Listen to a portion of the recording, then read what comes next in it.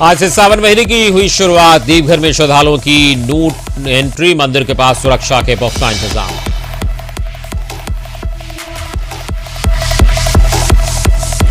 रांची के होटल से 3 लोग गिरफ्तार। जेएमएम ने बीजेपी पर लगाया सरकार गिराने की साजिशकारों। बीजेपी के निशिकांत दुबे ने कसा तंज।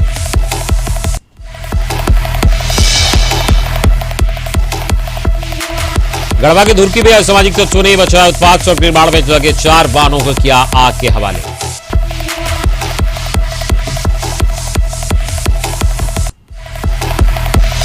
लातेहार में जंगली हाथियों का आतंक। चंदवा में ग्रामीण को कुचला। मरहर में कई घरों को किया क्षतिग्रस्त।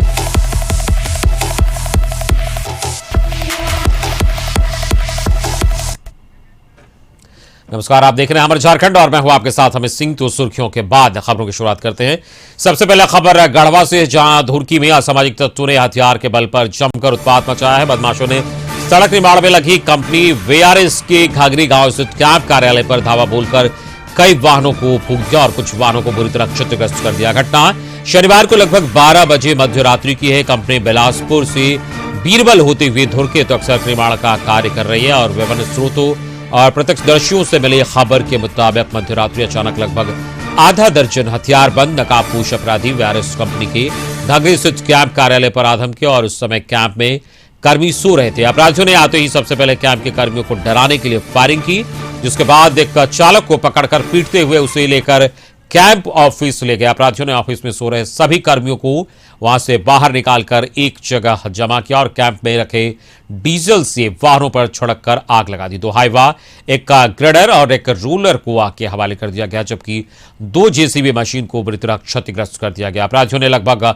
आधा घंटे तक उपद्रव किया। इसके बाद गंभीर अंजाम भुगतने की चेतावनी देते हुए चलते बने। अपराधियों ने कंपनी से 1 करोड़ रुपए की लेवी की मांग की है। जाते जाते धमकी भी दिया कि जल्द ही मैनेज करो, नहीं तो अंजाम बुरा होगा। आपको बता दें कि 1 माह पूर्व 25 जनों को अपराधियों ने वीआरएस कंपनी की खूंटिया स्थित कैंप ऑफिस से साइट इंजीनियर नागेंद्र सिंह को दिन दहाड़े अगवा कर लिया था और अपने साथ लेकर जंगल के रास्ते निकल गए थे, जिसे 4 घंटे के बाद छोड़ा गया था। अपराधियों ने 2% लेवी के लिए कंपनी के साइट इंजीनियर नागेंद्र सिंह को अगवा किया था। इसके पूर्व अपराधियों ने कई दफा मोबाइल पर लेवी के लिए धमकी भी दी थी। कंपनी के कर्मचारी ने बताया कि लगभग 2 करोड़ का नुकसान अपराधियों ने किया है।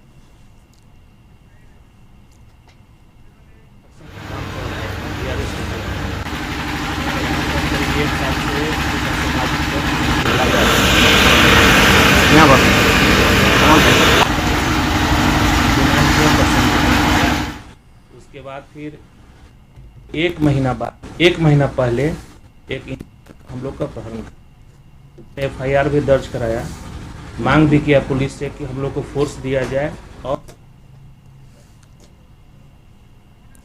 कार्रवाई उसका चाहे जो। तो गाड़ी में आग लगाया गया था, जिस सूचना मिली उसमें यहाँ पर हमको ड्यूटी में तैनात किया गया। हम ड्यूटी में लगे हुए। कितना लगा? अपराधी नक्सली संगठन ये अभी इसकी। और संवाददाता धर्मेंद्र फोनलाइन पे उस वक्त जुड़े हैं। धर्मेंद्र, वहां लेवी के मांग की बात कही जा रही है और आग लगाई गई है जो बेस कैंप है वहां पर कई गाड़ियों को, क्या कुछ इस वक्त कार्रवाई हो पाई है? जी, मैं आपको बता दूं कि सड़क निर्माण करने वीआरएस कंपनी है, जहां पर बीते रात उसके बेस कैंप पर अपराधियों ने पहुंचकर उनके ड्राइवर के साथ मारपीट की, फायरिंग की और वहां पर खड़े 4 वाहनों में डीजल छिड़क कर आग लगा दिया। इससे पूर्व भी उन लोगों के द्वारा कंपनी के इंजीनियर को अगवा कर लिया गया था, लेकिन पुलिस के दबिश के कारण 4 घंटे में उसे रिलीज कर दिया गया था। मैं आपको बता दूं कि कई बार फोन से धमकी दी गई थी। 100 करोड़ की योजना है, उसमें 1% की लेवी की मांग की जा रही थी। बार बार कंपनी को फोन आ रहा था कि वो पैसा दे, नहीं तो अंजाम बुरा होगा। उसी की तहत ये कार्रवाई अपराधियों ने की है। इसके बाद पुलिस सतर्क हो गई है, सभी जगहों पर छापेमारी कर रही है उन अपराधियों की गिरफ्तारी के लिए। जी, इस वक्त जो जैसी खबरें आ रही है कि लेवी मांगने की बात कही जा रही है और 1% योजना का मांगा जा रहा है, जैसा आपने बताया, वहां पर ये स्पष्ट हो पाया कि नक्सली इस तरीके की मांग कर रहे हैं या फिर कोई आपराधिक तत्व हैं जो इस तरह की घटना में संलिप्त है? जी नहीं, पुलिस का कहना है कि अपराधी हैं। पहले भी इसी कंपनी के एक इंजीनियर की अगवा की थी और बीते रात्रि भी उसी जो अपराधी हैं उनका हाथ है इसमें, क्योंकि उनका कहना है कि अगर नक्सलियों ने इस घटना को अंजाम दिया होता तो पर्चा छोड़ते, चाहे कुछ बताते, लेकिन उस तरह का कुछ नहीं है। अपराधी थे 5-6 की संख्या में आए हुए थे, उन्हीं के द्वारा इस घटना को अंजाम दिया गया है। जी चलिए, इस पूरी जानकारी के लिए बहुत बहुत शुक्रिया आपका। धर्मेंद्र संवाददाता इस वक्त गढ़वा से बता रहे थे किस तरीके से अपराधियों ने इस घटना को अंजाम दिया है। पुलिस मामले की छानबीन कर त्वरित कार्रवाई की बात कह रही है।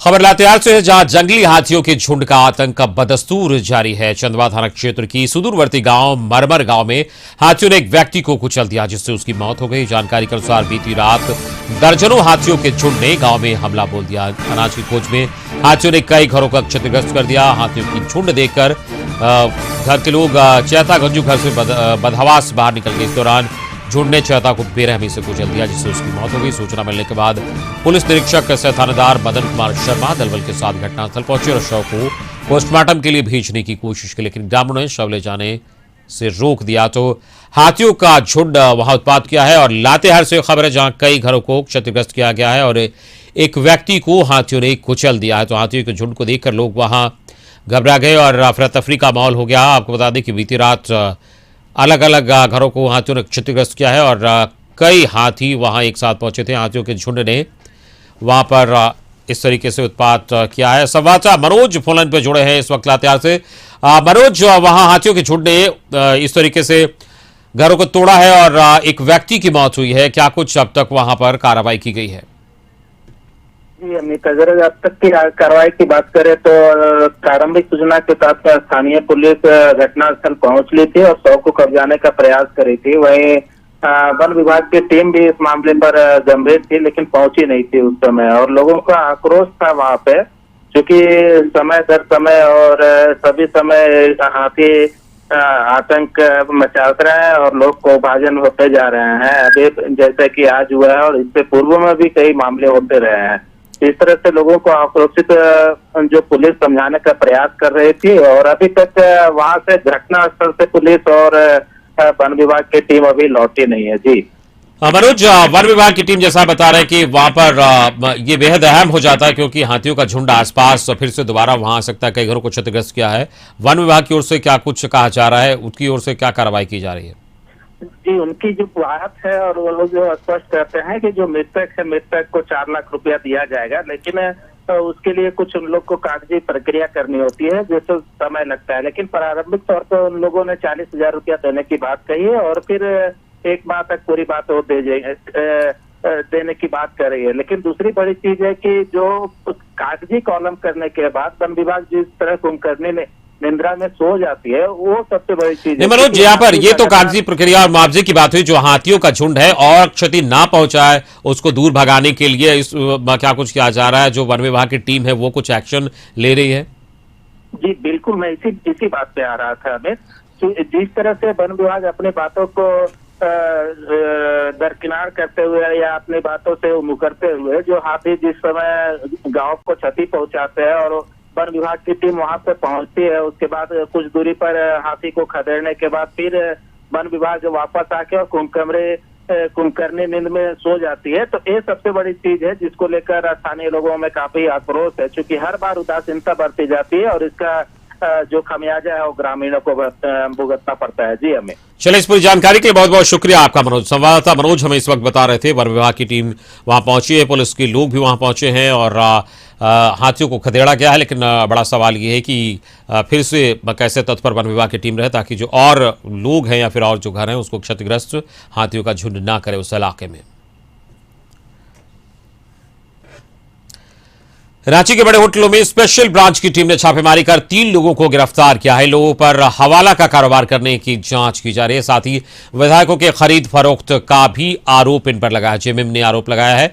गिरफ्तार लोगों पर एफआईआर दर्ज की गई है। कोतवाली थाने में अभिषेक दुबे, अमित सिंह और निवारण प्रसाद महतो के खिलाफ एफआईआर दर्ज की गई है। इन पर आईपीसी की धारा 419, 420, 124 ए, 120 बी, 34 और पीआर एक्ट की धारा 171 के साथ पीसी एक्ट की धारा लगाई गई है। इनमें राजद्रोह का भी मामला दर्ज है। बताया जा रहा है कि पुलिस ने गुप्त सूचना के आधार पर कुछ बड़े होटलों में छापेमारी की, जहां से 3 लोगों को हिरासत में लिया गया। पूछताछ के बाद उन पर कई धाराओं में मामला दर्ज किया गया है।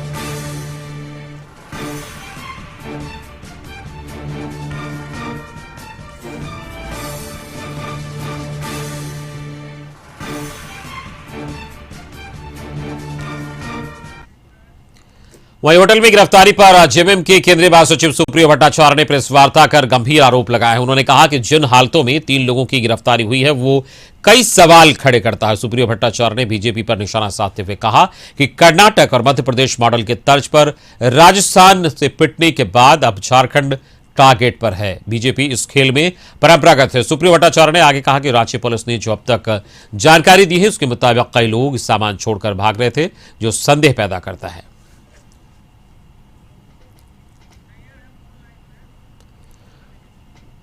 और रांची संवाददाता नैयर फोनलाइन पर जुड़े इस वक्त। नैयर, यहां पर विधायकों के खरीद फरोख्त की बात कही जा रही है, आरोप ऐसा लगा है और 3 लोगों की गिरफ्तारी हुई है, क्या और जानकारी मिल रही है? देखिए, रांची पुलिस के द्वारा पिछले कुछ दिनों से इस तरह की छापेमारी की जा रही थी, जो हवाला जो कांड है, हवाला मामला को लेकर छापेमारी की जा रही थी, जिसमें अतर बाजार में भी छापेमारी की गई थी। लेकिन यह बात पुख्ता नहीं हो पा रही थी कि जो पैसा जो ट्रांजेक्शन जो हो रहा है वो कहाँ हो रहा है। लेकिन इस पे झारखंड की जो स्पेशल ब्रांच की टीम है उसने सूचना जमा करके इस तरह की छापेमारी कल रात परसों रात में की है, जिसमें 3 लोगों की गिरफ्तारी हुई है। हालांकि इसमें जो अभी वर्तमान सरकार है उसने पूरी तरह से विपक्ष पर आरोप लगाते हुए अब बीजेपी पर निशाना साधते हुए साफ तौर पर कहा है कि सरकार गिराने की यह साजिश थी। लेकिन इसमें भी बहुत से ऐसे सवाल है। जो 3 लोगों की गिरफ्तारी हुई है वो ना कोई राजनीतिक पार्टी से है, ना कोई समाजसेवी पार्टी से है।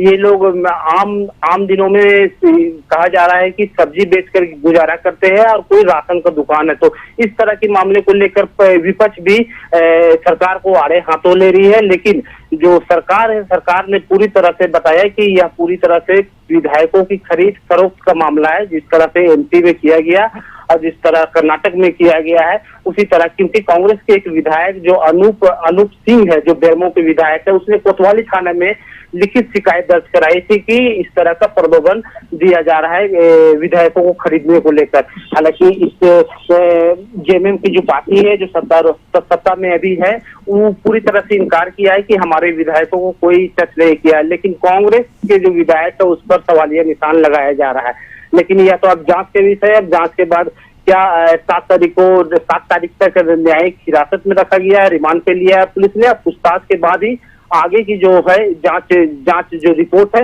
वो कहा जा सकता है। लेकिन इसमें एक तरह से कह सकते हैं कि इस तरह का झारखंड में हो जाना एक राजनीतिक उथल पुथल भी हो सकती है और सभी की निगाहें अब सरकार और इस केस पर है। जी बिल्कुल, झारखंड का इतिहास रहा है, जो राजनीतिक घटनाक्रम है उसके तहत लगातार उथल पथल होता रहा है। इस बार एक बार फिर से इस तरीके के आरोप यहाँ पर लग रहे हैं। क्या बताया जा रहा है? जो कुछ पैसों की बरामदगी की भी बात सामने आ रही है उनके पास से।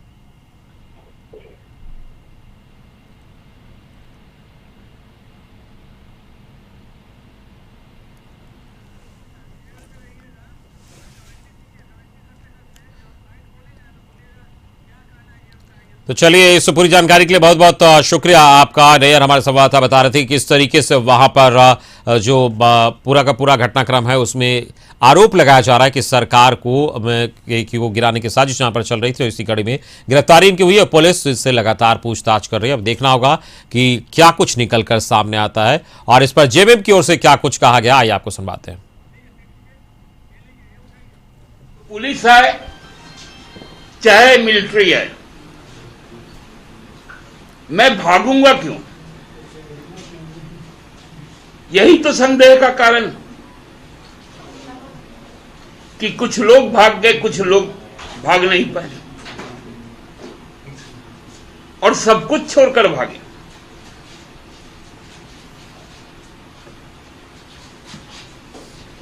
तो इसलिए ये साधारण घटना नहीं है।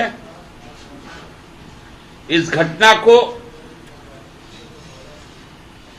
पूरे गंभीरता से हम लोग देख भी रहे हैं, समझ भी रहे हैं और आगे के दिनों में इसके लिए तैयार भी है कि यदि कोई भी तरह की अलोकतांत्रिक साजिश हुई तो फिर यह राज्य चुप नहीं बैठेगा।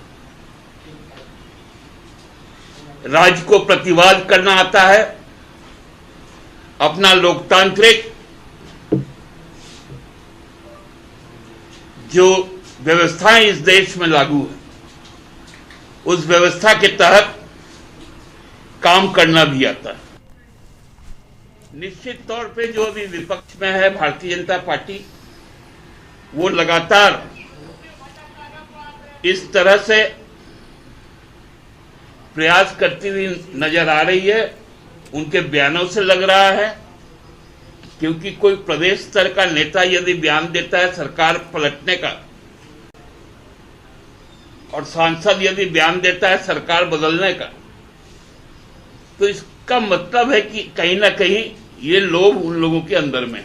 हमको लगता है कि कांग्रेस पार्टी को अपने विधायकों को कॉन्फिडेंस में लेकर बातें करनी चाहिए। उनको हम सलाह नहीं दे सकते, क्योंकि हम अपने पार्टी के विधायकों को जानते हैं, साथ में हम लोग सहयोगी रहे हैं। तो कांग्रेस से भी अपेक्षा है कि वो भी अपने साथियों को अपने विश्वास गर्म हो गई है और वहां पर राज्य में सत्ता पक्ष और विपक्ष के बीच आरोपों का दौर शुरू हो गया। आकाश न्यूज से बातचीत में राज्यसभा सांसद धीरज प्रसाद साहू ने कहा कि भाजपा का ये रवैया पुराना रहा है। झारखंड में सरकार पूरे 5 साल विकास की तेज गति के साथ चलेगी। झारखंड में सरकार जो है उसको स्थिर सरकार को अस्थिर करने पे विपक्ष लगी हुई है। और अभी फिलहाल अगर देखें तो 2 दिनों के अंदर में एक वक्त में एकदम जैसे शुरू किए वैसे ही एकदम की गई है। झारखंड में सरकार स्थिर करने को लेकर के जो कवायद चल रही है वो हमारे साथ में राज्यसभा सांसद जी है, हम उनसे भी जानना चाहेंगे कि आखिर इस तरह से क्यों हो रहा है। झारखंड में सरकार गिराने को लेकर के विपक्ष तैयारी की हुई है, 3 लोगों की गिरफ्तारी हो गई है, क्या कहेंगे इस पर? देखिए, हमारा मानना है कि भारतीय जनता पार्टी जिस तरह से केंद्र में सरकार चला रही है, राज्यों को अस्थिर करने का काम कर चुकी है। जैसे कर्नाटक हुआ, मध्य प्रदेश हुआ और भी अन्य प्रदेशों में इनका जो रवैया रहा है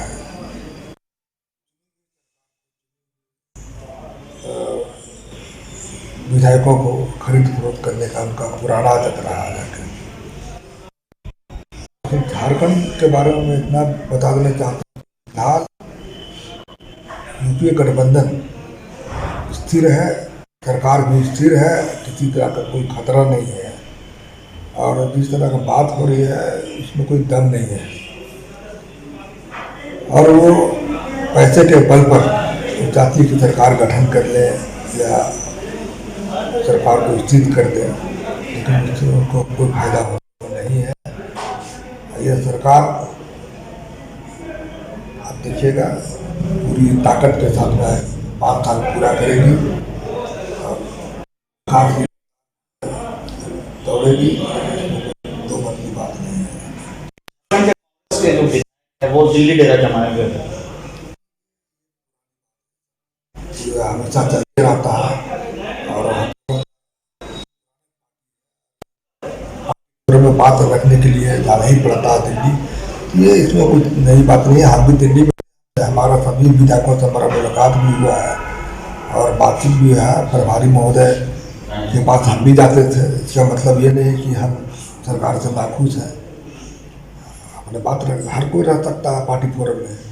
तो इसमें कोई 2 मत की बात नहीं है कि सरकार बिल्कुल मजबूती से चल रही है और 5 साल पूरा करेगी। 1 पोस्ट 1 रैंक की मांग की जा रही है, क्या प्रदेश अध्यक्ष बनने की तमन्ना रहेगी? देखिए, इसमें हमारा ये कहना है कि इसका निर्णय माननीय मुख्यमंत्री और हमारी आला कमान सोनिया जी ही इसका फैसला करेंगे। ये 2 पोस्ट को रखना है, ये इसका निर्णय हम और आप नहीं कर सकते हैं। प्रभारी महोदय बात को पहुंचा सकते हैं। ये इसमें कोई दम नहीं है कि और इसका पूरा जो करना है वो आला कमान करेगा जाकर। जैसा कि राज्यसभा सांसद ने बताया कि झारखंड की जो सरकार है वो पूरे 5 साल विकास की गति के साथ तेजी से चलेगी। अमित वर्मा, कशिश न्यूज, लोहरदगा। लेकिन इस बार सावन पर भी कोरोना का असर पड़ा है। देवघर में श्रावणी मेले का आयोजन नहीं हो रहा है। जिस बैजनाथ धाम में मंदिर में भक्तों का जनसैलाब उमड़ता था, वहां आज खामोशी छाई हुई है। बोलबम के नाम से गूंजने वाला शहर आज वीरान है। कोविड-19 के संक्रमण से बचने के लिए सरकार ने मेला स्थगित कर दिया। ऐसे में बाबा के भक्तों को वर्चुअल दर्शन की सुविधा दी गई है। भक्त अपने घरों में रहकर विभिन्न तरह के डिजिटल माध्यम का इस्तेमाल कर सुबह और शाम बाबा भोले की विशेष पूजा का लाभ उठा सकते हैं। आज देवघर बाबा मंदिर में पहले सुबह भोलेनाथ की पारंपरिक विधि से पूजा की गई, जिसमें मुख्य पुरोहित सहित सिर्फ पुरोहित शामिल हुए। इसके बाद बाबा का पट बंद किया गया। बिहार, झारखंड सहित देश के कोने कोने से भक्त यहां पहुंचते थे, लेकिन इनका आगमन देवघर शहर में ना हो, इसके लिए देवघर जिला प्रशासन ने झारखंड की सभी सीमाओं को सील कर दिया और यहां पर पुलिस पदाधिकारी, दंडाधिकारी और पुलिस बलों की प्रतिनियुक्ति कर दी गई है। इसके अलावा शिवगंगा और मंदिर क्षेत्र में विभिन्न जगह बैरिकेडिंग की गई है। शिवगंगा में स्नान पर प्रतिबंध लगाया गया है। इसके अलावा मंदिर के चारों मुख्य दरवाजों पर बैरिकेडिंग कर पुलिस बल और दंडाधिकारी की प्रतिनियुक्ति की गई है। पुजारी मानते हैं कि सावन का महीना शिव का महीना होता है और इस महीने में गंगा जल, बेलपत्र और दूध से अभिषेक करने से शिव खुश होते हैं और मनचाहा वरदान देते हैं। सामान्यतः जो पैदल से जो कांवड़ बम लोग जो आते हैं वो इस रास्ते से आते हैं, तो उनके ऑलरेडी हम लोगों ने इंटर बॉर्डर डिस्ट्रिक्ट के साथ मीटिंग कर चुके हैं। उनको सारा जानकारी है, पीआरडी के द्वारा भी हम लोगों ने सूचना दे चुके हैं। फिर भी इनकेस अगर अनजाने में कोई आ भी जाते हैं तो उनको यहाँ के जो भी फोर्स मैजिस्ट्रेट है वो अच्छे से उनको बता के वापस भेज दिया जाएगा। बाबा बैद्यनाथ अपूज्य न हो, शिवगंगा की पूजा सुचारू रूप से चलते रहे, इस दृष्टिकोण से हमारे समाज के ही लोग सिर्फ पुरोहित समाज ही इसमें पूजन करेंगे। दूसरों का आधिपत्य नहीं है और इसमें दखलंदाजी कोई।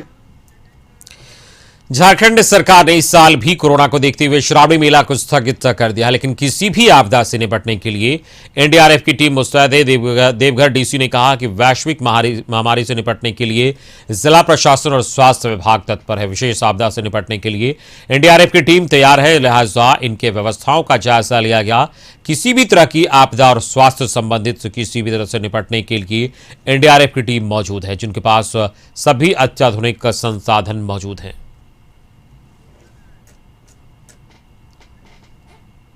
तो यहाँ तो एनडीआरएफ के स्टैटिक फोर्स रहती है और अतिरिक्त बल भी हमने मंगवाया है। और वहाँ के ये खासकर सावन में इनके कहीं पर भी अगर ज़रूरत पड़ती है तो उनको अलर्ट रहने के लिए हम लोगों ने आज इंस्ट्रक्शंस दिए हैं। रांची में बेड़ो प्रखंड स्थित सरस्वती विद्या मंदिर स्थित सभागार में सांसद सुदर्शन भगत के साथ सैकड़ों की संख्या में लोगों ने पीएम मोदी के मन की बात सुनी। मौके पर सांसद सुदर्शन भगत ने कहा कि हमारे प्रधानमंत्री ने पूरे देश के संदर्भ में गांव, अंचल, शहरिया, महानगरीय सभी क्षेत्रों को लेकर बातें कही। खासकर किसानों के वैज्ञानिक तकनीक से उत्पादकों की बहुपयोगी बनाने की बात कही। इधर किसान तेजू दास ने कहा कि हमारे प्रधानमंत्री ने गरीब से गरीब किसानों की आय बढ़ाने के लिए सुझाव दिए। बेर, केला, सेब की खेती से हम कैसे आय वृद्धि कर सकते हैं, इस संदर्भ में हमारे प्रधानमंत्री नरेंद्र मोदी ने मन की बात की है, जिस पर काम करेंगे।